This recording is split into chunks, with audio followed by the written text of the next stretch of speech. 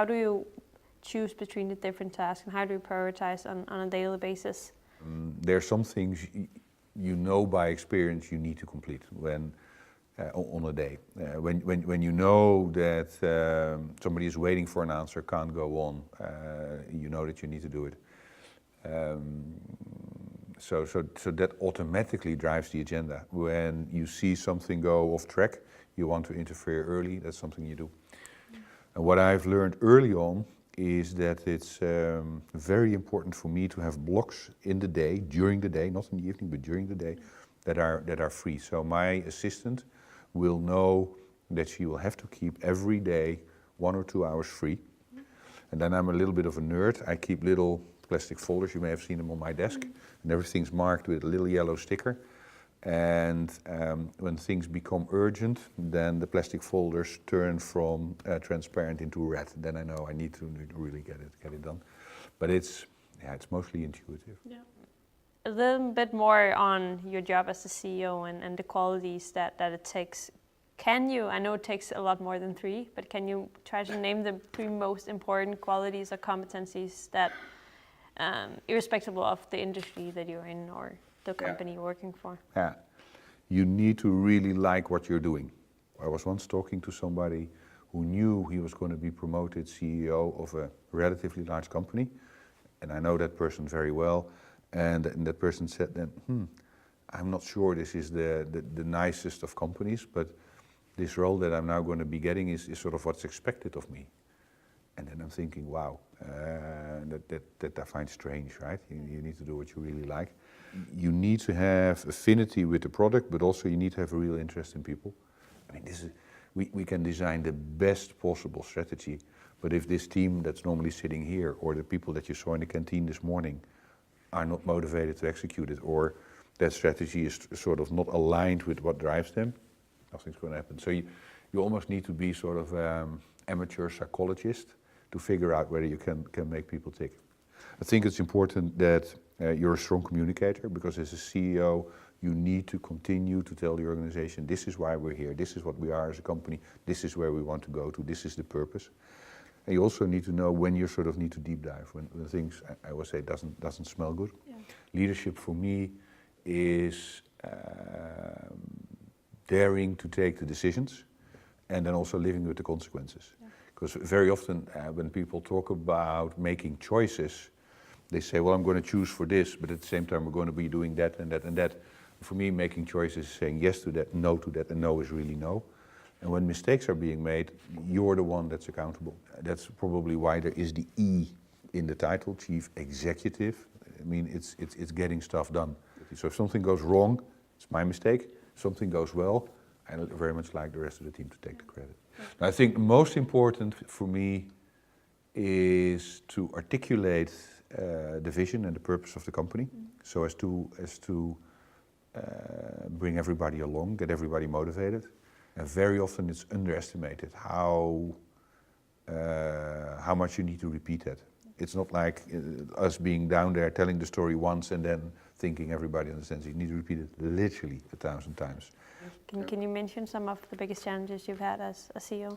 I think the biggest challenge that we have as Christian Hansen is things have been going well for a large number of years, even before I came in. I mean, the company did fantastic under previous leadership, and is doing still very good. So one of the biggest challenges is to ensure that we don't become complacent. So together with the communications department, which by the way in Christian Hansen I really love, we've come up with a sort of mantra that says better, faster, together. And we want indeed, what was good enough yesterday is probably not going to be good enough tomorrow, so we want to get better. We can never take things for granted. Faster because competition is catching up. I mean, they see what we're doing, they look, so we need to be faster to market. Faster also because in some cases we have a moral obligation to go fast. And then together, because we're growing a bigger company, right? We no longer fit here in all the buildings. I mean, people are very cramped there. We already rented some space further in the park for Colors. There's a new building there. And I want people to continue to work together. We're getting more global. So better, faster, together for me is the perfect mantra of saying, hey, let's stay sharp every day.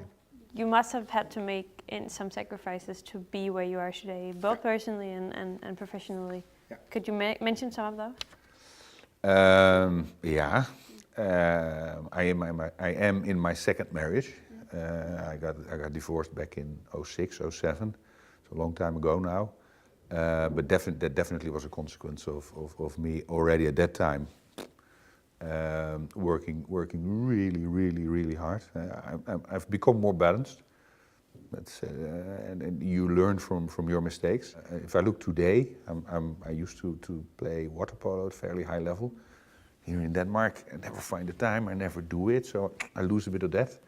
So how do you maintain control of the situation of your entire business? Such a big business, so many things to attend to. How do you keep track of it? Yeah, well, it's of course not something that I do alone. And the most important thing in my job is that you got the right people. When I joined Christian Hansen, I often use the metaphor saying, hey guys, good news travels extremely fast, but in Christian Hansen, at that point in time, bad news doesn't travel so well.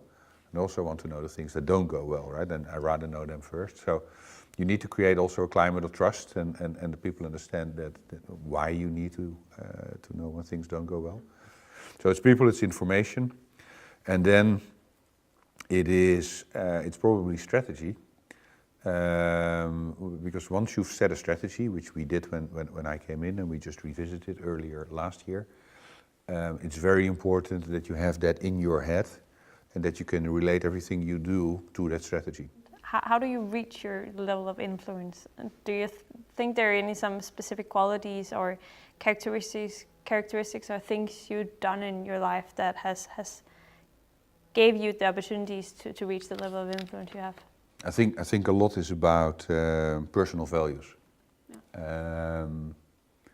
It's about honesty, it's about integrity, it's about transparency. I mean, sometimes in a CEO role you can't share everything because there might be confidential things. But if in these types of positions you play politics, and politics is doing things only to advance yourselves, and whether it's a CEO or whether it's anybody else in a professional setting, I think that is a deadly sin, and everybody sees it. And your honesty and your integrity, you can only lose once, and trust will be gone. So that for me is the most important. My advice to anybody taking on a professional role, whether it's as a CEO or any professional role, life is not a dress rehearsal. This is the real thing. That's at least what I believe, right? You live and then you die, and then there's no more there. So you need to do something that you really love. You can't waste time, because that's the one thing we can't buy, time.